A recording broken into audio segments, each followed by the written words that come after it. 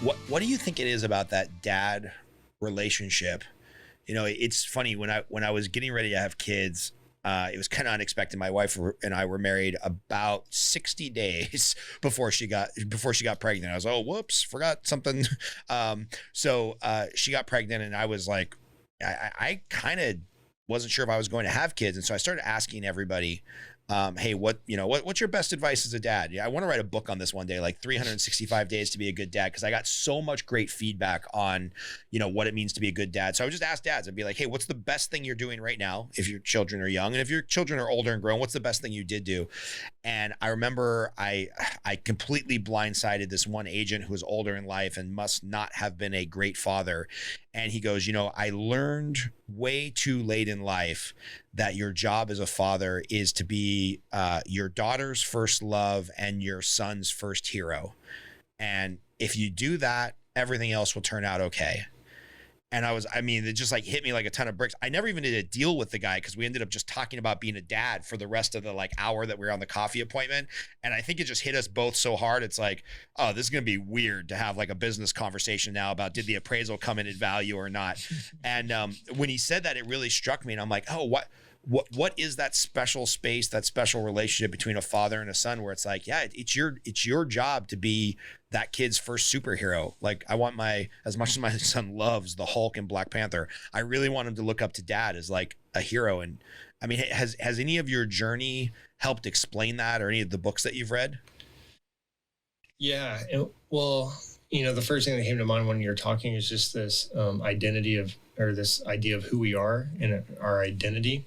And so I think it is really hard for a dad to be a good dad in our culture. And we struggle with that.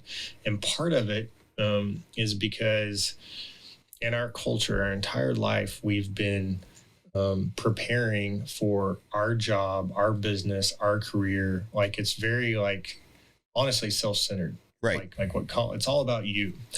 And then you become, then you have a kid and you're like, well, I want to be a good dad, but our identity is so wrapped up in our career and what we do. So it's like, oh, okay, who are you? Well, I'm a mortgage broker, but I'm a good dad. And so if that's your identity, if your identity first is mortgage broker or your career, whatever it is, and then dad second, which identity are you going to act out of? You're going to be, that's who you are first. And so what I try to help dads be is, and realize to be a good dad and be a great dad is just your identity is dad first. You may be husband first, but then dad first, and then your career is second. And if your identity is, man, like, who are you? Man, I'm a dad. Like, I'm a good dad. Like, that's who I am. This is what I do.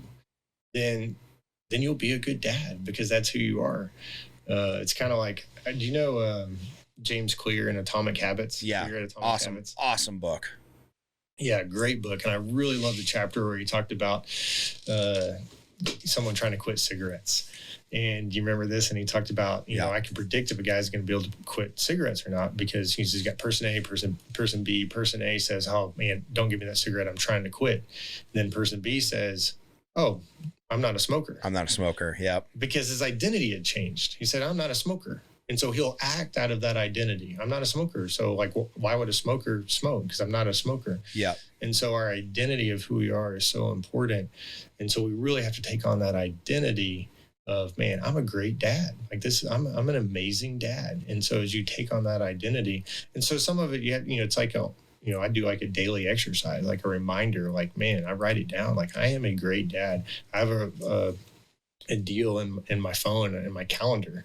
So at 5:00 every day, it says, man, what would the world's best dad do right now? Because that's what I am. I'm the world's best dad to my family, not to your kids, but to my family. I'm the world's best. So what would he do right now? Because that's who I am. And so it's just a little bit of a reminder in my calendar. And so then I go act out of that. Yeah. Oh, that's huge. That's huge.